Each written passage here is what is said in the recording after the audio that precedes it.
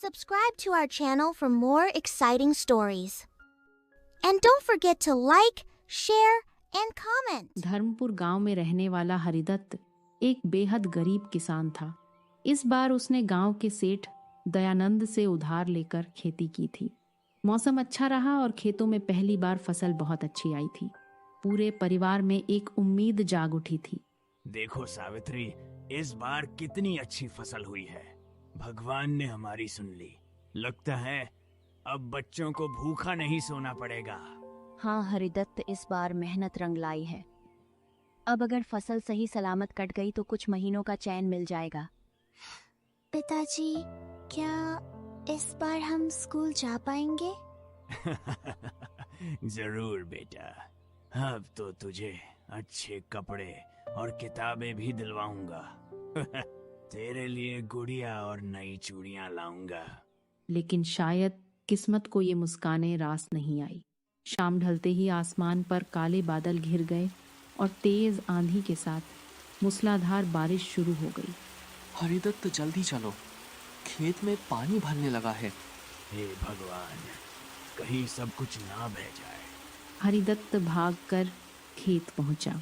वहां का दृश्य देखकर उसका दिल बैठ गया। खेत पूरा पानी में भर चुका था और सारी फसल भी डूब चुकी थी। अब क्या बचा भगवान? सब कुछ खत्म हो गया। मेरी मेहनत, मेरी उम्मीद सब बह गई। अब बच्चों को क्या खिलाएंगे जी? घर में तो एक मुट्ठी अनाज भी नहीं बचा है। अगले दिन सुबह हरिदत्त सेठ दयानंद के पास गया, जिसके पास से उसने कर्जा लिया था। उसे उम्मीद थी कि शायद सेठ थोड़ा सा समय दे देगा। सेठ जी, बारिश में सब कुछ बर्बाद हो गया। थोड़ी मोहलत दे दीजिए। अगली बार फसल होगी तो सारा कर्ज चुका दूंगा। तुम्हें अब कोई मोहलत नहीं मिलेगी हरिदत्त। कागज के हिसाब से अब वो जमीन मेरी है। सेठ जी, वो मेरी पुश्तैनी जमीन है। आप ऐसा मत करिए। मुझे कागज से मतलब है, भावना से नहीं। अब वो जमीन मेरे नाम है और तुम लोग तुरंत उसे खाली कर दो। हरिदत्त की जमीन भी चली गई और उसके पास अब कुछ भी नहीं बचा था। उसके पास अब ना तो खेत था, ना पैसा और ना ही कोई आसरा। सावित्री, अब इस गांव में हमारे लिए कुछ नहीं बचा। चलो जंगल की ओर चलते हैं। शायद वहां कहीं सिर छुपाने की जगह मिल जाए। ठीक है हरिदत्त, अब जैसी तुम्हारी मर्जी। और इसी के साथ एक गरीब किसान अपने टूटे सपनों को समेटे अपने परिवार को लेकर निकल पड़ा अनजाने अंधेरे की ओर। सेठ ने उन्हें जमीन से भी निकाल दिया था और अब उनके पास ना घर का ठिकाना था, ना ही खाने के लिए कुछ था। हरिदत्त का परिवार एक बार फिर सड़क पर था। बारिश अब रुक चुकी थी, लेकिन उनके जीवन की बरसात थमने का नाम ही नहीं ले रही थी। चलो सावित्री, अब पीछे मत देखो। जो हो गया उसे सोचने से कुछ नहीं होगा। अब घर नहीं बचा सावित्री, बस जिम्मेदारी बची है इन बच्चों की। इन्हें भूखा नहीं सोने दूंगा, चाहे मुझे कुछ भी करना पड़े। पिताजी, अब हम कहाँ जाएंगे? बेटा, अभी हम एक जगह चल रहे हैं। वहाँ शायद कोई बूढ़े बाबा रहते हैं, जंगल के किनारे पर। सुना है वो अच्छे इंसान हैं। मुझे बहुत भूख लगी है बाबू, मुझे खाना चाहिए।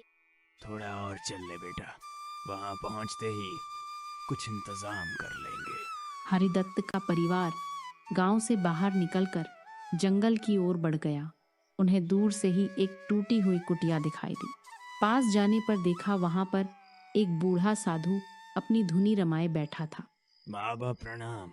हम लोग बहुत मुसीबत में हैं। हमारे पास अब कुछ भी नहीं बचा। बेटा, तुम्हारे चेहरे पर ईमानदारी दिख रही है। तुम चाहो तो इस कुटिया में रह सकते हो। कुछ ज्यादा नहीं है, लेकिन सिर छुपाने की जगह मिल जाएगी। आपका धन्यवाद बाबा।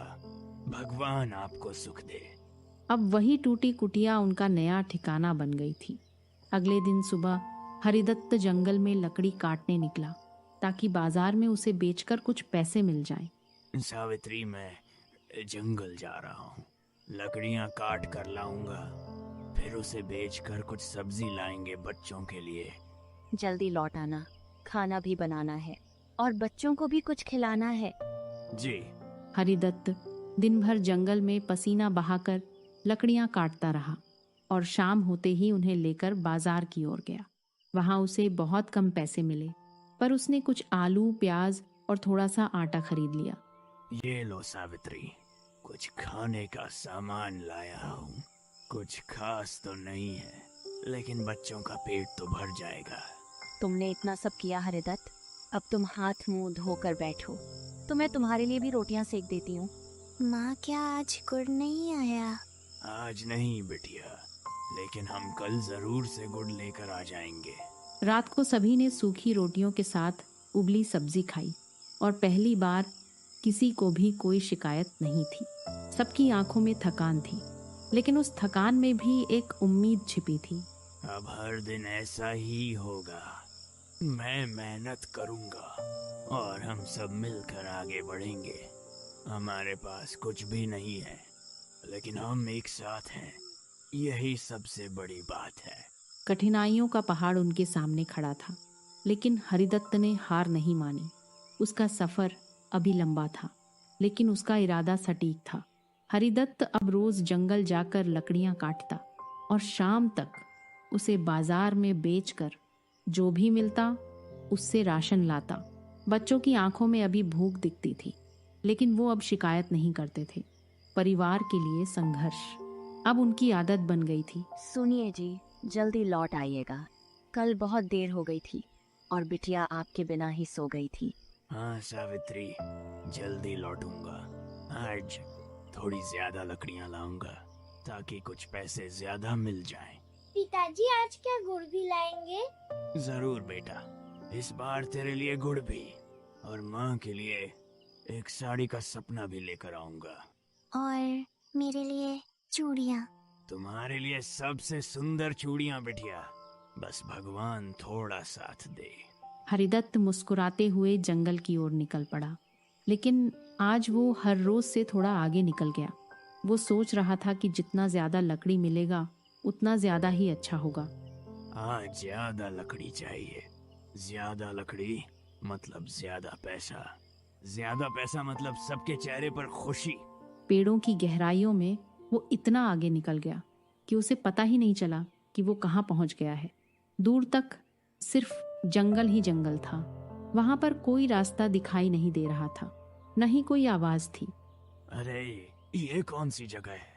ये रास्ता तो रोज वाला नहीं लगता। लगता है कहीं गलत दिशा में आ गया। वो इधर उधर देखने लगा, लेकिन उसे कोई दिशा समझ नहीं आ रही थी। आसमान में बादल घेरने लगे थे और हल्की सी बारिश भी शुरू हो गई थी। हे भगवान, अब क्या करूं? जिस दिशा से आया था वो भी भूल गया।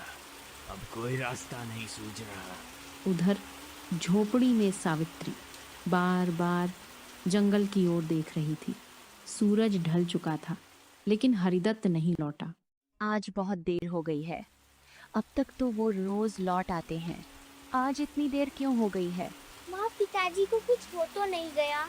ऐसा मत बोल बेटा, वो ठीक होंगे, बस शायद ज्यादा दूर तक निकल गए होंगे। मुझे डर लग रहा है माँ। उधर हरिदत्त थककर एक पत्थर पर बैठ गया। उसकी आंखें नम हो गई, लेकिन फिर उसने हिम्मत जुटाई और आगे बढ़ा। तभी एक छोटी सी रोशनी दिखाई दी। वो क्या है? वहाँ कोई घर जैसा दिख रहा है, या फिर कोई आग जला रहा है। चलो देखता हूँ। वो उस रोशनी की ओर बढ़ा और उसे एक अजीब सी गुफा दिखाई दी, जिसमें से पीली सी चमक आ रही थी। वो थोड़ा घबराया, लेकिन फिर अंदर गया। ये कैसी जगह है? सब कुछ सुनसान है, लेकिन यहाँ रोशनी कैसी? गुफा के अंदर वो जैसे ही आगे बढ़ा, उसे सामने एक अलग ही दुनिया दिखाई दी। वो एक गांव जैसा था, लेकिन वहाँ कोई इंसान नहीं था। पूरा गांव सोने के जैसा चमक रहा था। ये तो कोई सपना लग रहा है, मगर मैं तो जाग रहा हूँ। फिर ये क्या है? अचानक 2 सिपाही आए और हरिदत्त से बोले, तुम कौन हो और यहाँ कैसे आए? मेरा नाम हरिदत्त है। मैं गरीब किसान हूँ, रास्ता भटक गया हूँ।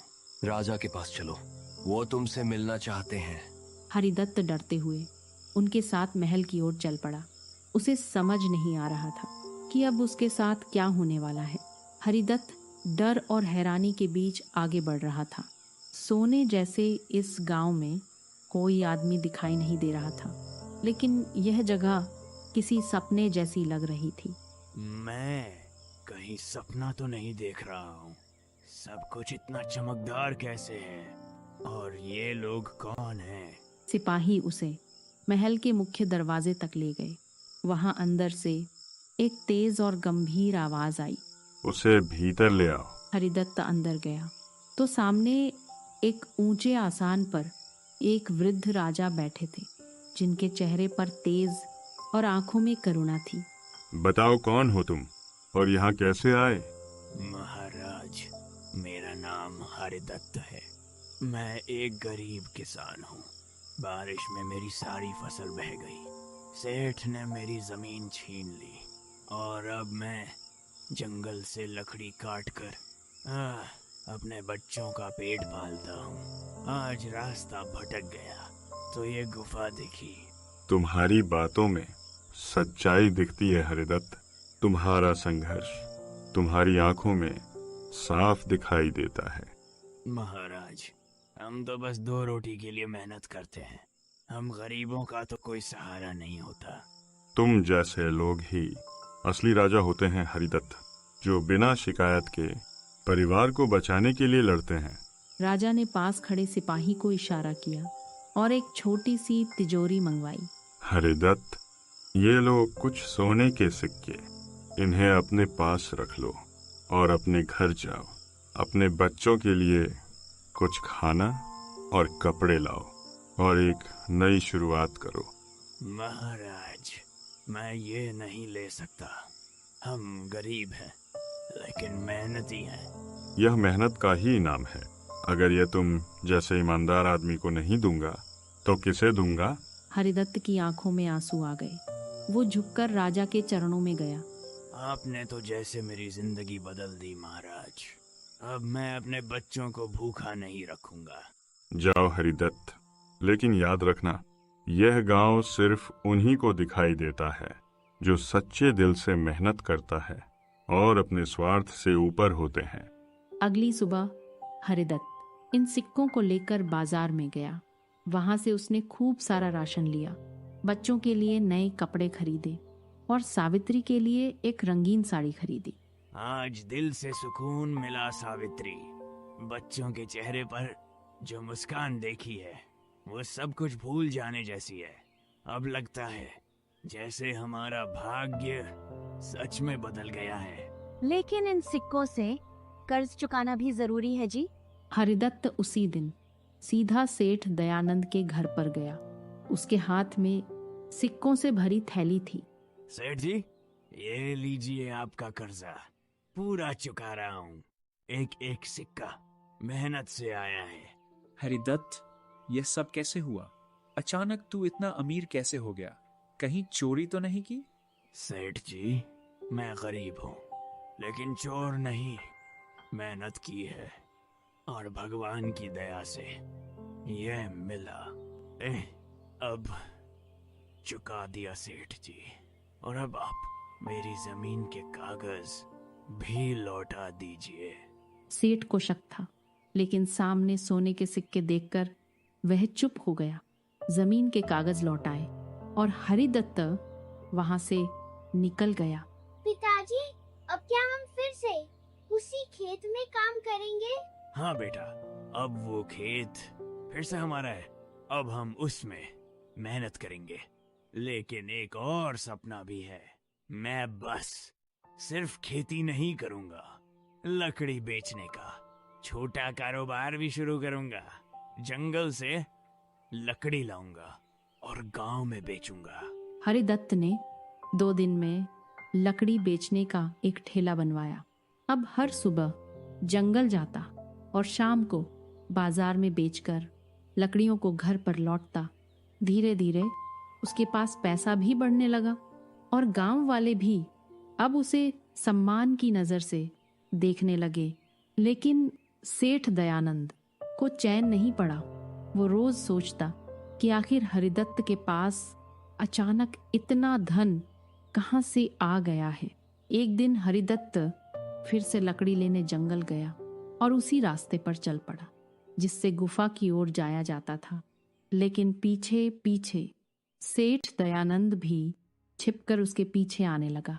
आज फिर उसी रास्ते से जाऊंगा। राजा जी को धन्यवाद तो देना ही है। तो यही है रास्ता, तू यहीं से गया था। अब तो मैं भी तेरे पीछे पीछे चलूंगा। देखता हूँ क्या खेल है। वो रही मेरी गुफा, वही जगह जहाँ मेरी तकदीर पलटी। तो तू यहीं आया था। अब मैं भी आऊंगा और जितना सोना मिलेगा सब मेरा होगा। हे भगवान, बस एक बार फिर उस राजा से मिलना हो जाए। राजा जी, क्या आप सुन रहे हैं? मैं फिर से आया हूँ। किससे बात कर रहा है यह? कोई है क्या भीतर? कौन हो तुम? मैं हरिदत्त हूँ। राजा जी से मिलना है। ये आवाज कहाँ से आई? अंदर कोई सच में है? अंदर आओ। राजा जी तुम्हारी ही राह देख रहे हैं। है? ये लोग तो इसे जानते हैं पहले से। यह जरूर कोई बड़ा राज है। मैं बहुत आभारी हूँ राजा जी का। उन्होंने मेरे जीवन को रोशनी दी। अब बहुत देख लिया, अब मेरी बारी है। दयानंद धीरे से गुफा की ओर बढ़ा। जैसे ही वह अंदर जाने लगा, एक तेज चमक प्रकट हुई और चारों ओर अंधेरा छा गया। रुको, कौन हो तुम? मैं सेठ दयानंद हूँ। मुझे भी राजा से मिलना है। तुम्हारे अंदर लालच की गंध है। राजा ऐसे लोगों से नहीं मिलते। मैं जानता हूँ। हरिदत्त को ये सब कैसे मिला? उसे उसकी ईमानदारी ने दिया और तुम्हें तुम्हारा लालच यहाँ से दूर ले जाएगा। नहीं, मैं भी वही चाहता हूँ जो उसे मिला। तुमने गरीबों की जमीन छीनी और अब उसे भी छीनना चाहते हो। ये जगह तुम्हारे लिए नहीं है। राजा के आदेश पर तुम्हें बंदी बनाया जाता है। नहीं, यह अन्याय है। मैं कुछ नहीं कर रहा था।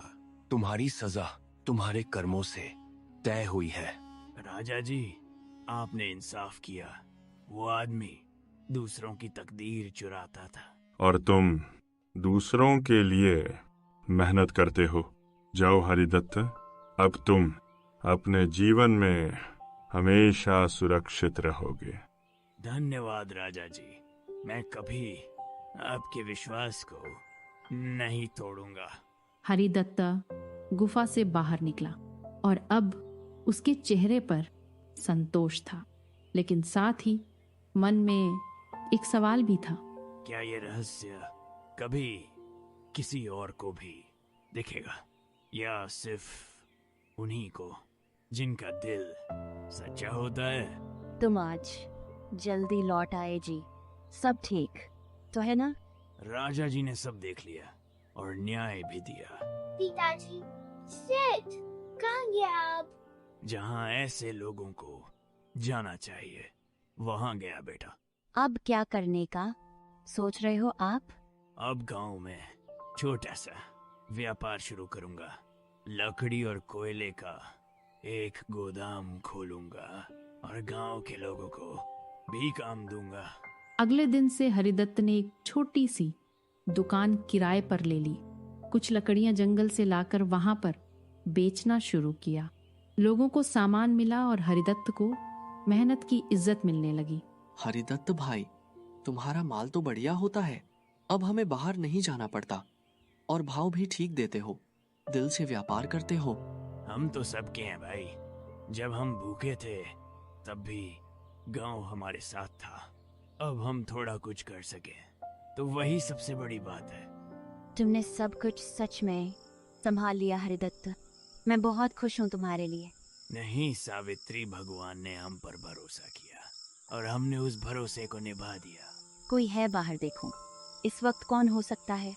जी, कौन है भाई? हरिदत्त जी, आप ही हैं। हाँ कहिए। मैं राजा जी का दूत हूँ। उन्होंने आपको एक संदेश भेजा है। हाँ, उन्होंने आपको बुलाया है। उन्हें आपसे कुछ खास बात करनी है। किस लिए बुलाया है? क्या बात हुई है? सब ठीक तो है ना? मुझे बस इतना कहा गया है कि हरिदत्त को तुरंत लेकर आना है। ठीक है, मैं सुबह चलता हूँ। नहीं, आप अभी चलिए, मैं साथ हूँ। रास्ता सुरक्षित है। ठीक है, बच्चों का ध्यान रखना सावित्री। अंदर आओ। राजा जी तुम्हारी ही राह देख रहे हैं। राजा जी ने रात में बुलाया है। जरूर कोई जरूरी बात होगी। प्रणाम महाराज, आपने मुझे याद किया। हरिदत्त, हम कई दिनों से देख रहे हैं तुमने जिस तरह से जिंदगी को फिर से खड़ा किया है, वह बहुत प्रेरणादायक है। महाराज, आपने जिस दिन मदद की उसी दिन मेरी किस्मत बदल गई। हमारे पास अब ज्यादा उम्र नहीं बची और कोई वारिस भी नहीं है। हम चाहते हैं कि तुम हमारे उत्तराधिकारी बनो। हमने तुम्हारे व्यवहार, ईमानदारी और परिश्रम को परखा है और यही गुण एक सच्चे राजा में होने चाहिए। मुझे सोचने का समय दीजिए महाराज। तुम्हें कल सुबह तक का समय दिया जाता है। फैसला सोच समझ कर लेना। हरिदत्त महल से बाहर निकला। उसके मन में सवालों की बाढ़ थी, लेकिन साथ ही एक नई उम्मीद भी। रात भर हरिदत्त सो नहीं पाया। राजमहल की भव्य दीवारें उसकी आंखों के सामने घूमती रहीं। कभी राजा जी का चेहरा याद आता, कभी झोपड़ी और बच्चों की मुस्कान। क्या हुआ, इतने परेशान क्यों हो? राजा जी ने मुझे राजगद्दी सौंपने की बात कही है। राजगद्दी? जो फैसला तुम करोगे वही सही होगा। अगर ये जिम्मेदारी भगवान ने तुम्हें दी है तो उसे ठुकराना भी पाप होगा। लेकिन हम गरीब लोग हैं। गरीबी दिल में होती है। सुबह होते ही हरिदत्त राजमहल पहुंचा। राजा जी पहले से उसका इंतजार कर रहे थे। क्या तुमने फैसला कर लिया? हाँ महाराज, मैं राजगद्दी स्वीकार करता हूँ, लेकिन एक शर्त पर। राज्य में कोई भूखा नहीं रहेगा, कोई अन्याय नहीं सहेगा और गरीब को गरीब समझकर कभी नीचा नहीं देखा जाएगा। यही हम सुनना चाहते थे। आज से तुम इस राज्य के राजा हो। जिस हरिदत्त को कभी गरीब कहकर ठुकराया गया था, आज वही राज सिंहासन पर बैठा। राज मुकुट उसके सिर पर सजा, लेकिन उसकी नजर प्रजा पर थी। आज से ये राज्य मेरा नहीं, ये हम सब का है। जो मेहनत करेगा वो सम्मान पाएगा, जो सच बोलेगा वो सुरक्षित रहेगा। सावित्री और बच्चों की आंखों में आंसू और मुस्कान दोनों थे। जिस गरीबी ने उन्हें तोड़ा था, आज उसी गरीबी ने उन्हें राजा बना दिया।